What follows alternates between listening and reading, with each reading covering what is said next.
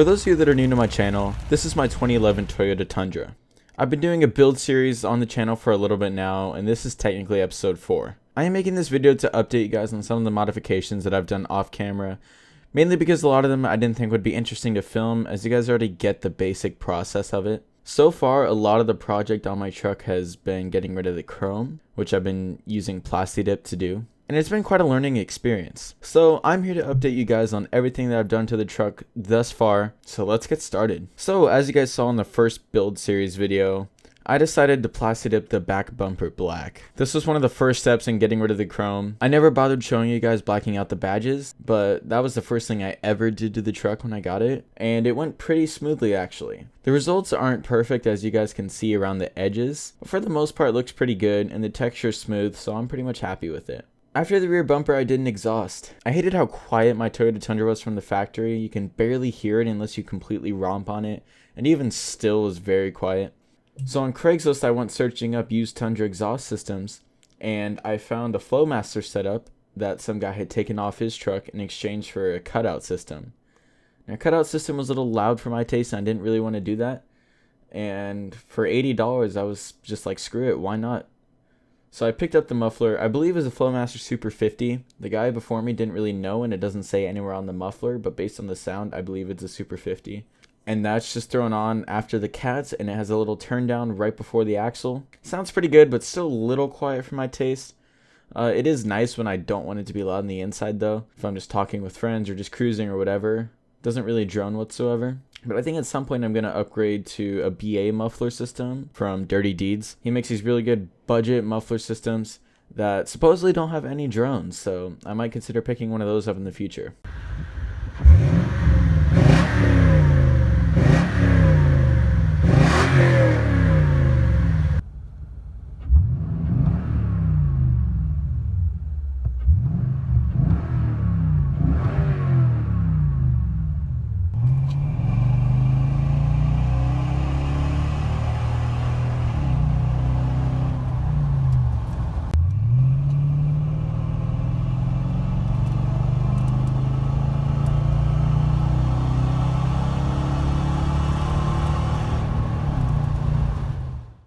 After the exhaust, I fixed a couple things on the truck. First thing I fixed was the window switches. The window switches kept breaking. I tried fixing them once before, but it ended up breaking again. So I ended up fixing those relatively easily, as you guys can see in one of my previous videos. I also replaced the window trim. The previous trim that was on there wasn't doing anything, so I needed to replace that. After that, I decided to do another Plastidip project. This time, I was blacking out the chrome grille surround. This turned out really good, and it totally transformed the look of the truck. I still had the chrome front bumper, but the chrome grille surround made a huge difference in the aggressiveness of the truck. Didn't turn out perfect also like the rear bumper, but still looks good. After that, I went up to Rialto, California to visit my boy Dusty the Ducky. He smoked out my tail lamps for me, and man, it looks so much better smoked. I've never been a fan of the OEM Tundra taillights, but smoking them out looked way better. Adds a whole new look to the truck, and it just makes it look super aggressive from behind. Lately, I've also been rolling around with my Fox tailgate pad.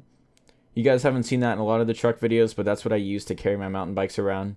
And it is bike park season now, and I'm going to be heading up to Snow Summit really soon. Just got a season pass, so you guys can look forward to those videos. I keep the bike pad on just because I'm transporting bikes a lot, so it makes sense to keep it on.